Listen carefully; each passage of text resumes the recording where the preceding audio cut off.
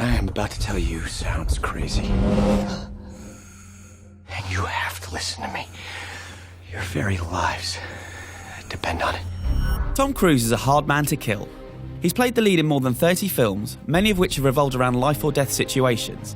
Yet can you remember watching him die on screen?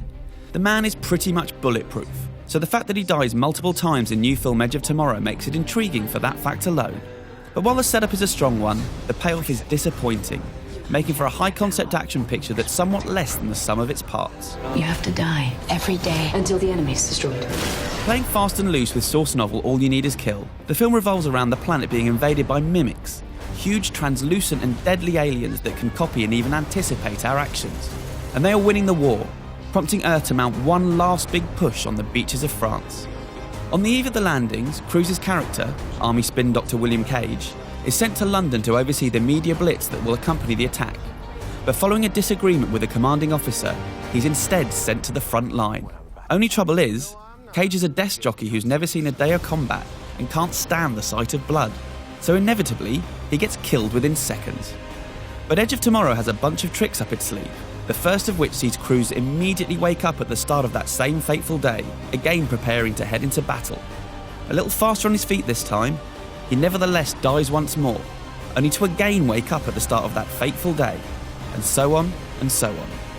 It quickly becomes clear that Cage has been caught in a time loop, a little like the one that Bill Murray experiences in Groundhog Day. But where that film was largely played for laughs, here our hero is forced to retread his last miserable, terrifying and ultimately very painful day on the planet over and over again.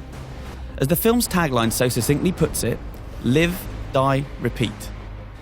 Thanks to some clever plotting, however, said repetition never becomes predictable, as on each go-around, Cage, and therefore the audience, is spoon-fed a little more information about his predicament and how it connects to the fate of the planet.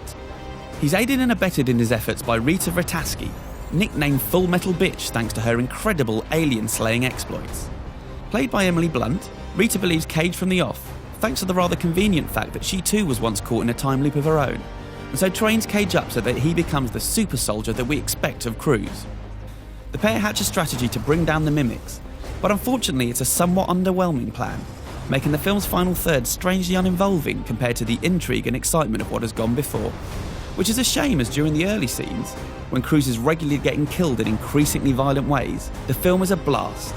Indeed, when Rita starts to press the reset button, which literally means shooting Cruise in the face, each time she feels the need for a do-over, Edge of Tomorrow feels less like a movie and more like a video game. It's also great fun watching Cruise mess with the audience early on in proceedings, poking fun at his image and proving to be surprisingly convincing as a coward who'll say or do anything to get out of combat. How do I turn the safety off of my weapon? What? How do I turn the safety off? Oh my God!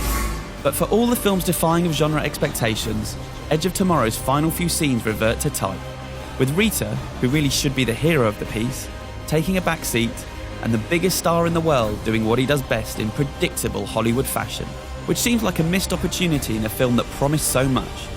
But lazy and obvious plotting supplants innovation and ingenuity as the end nears, making for a film that comes close to greatness, but sadly falls short at the final hurdle, earning an IGN score of 7.5 out of 10. For me, it's been an eternity.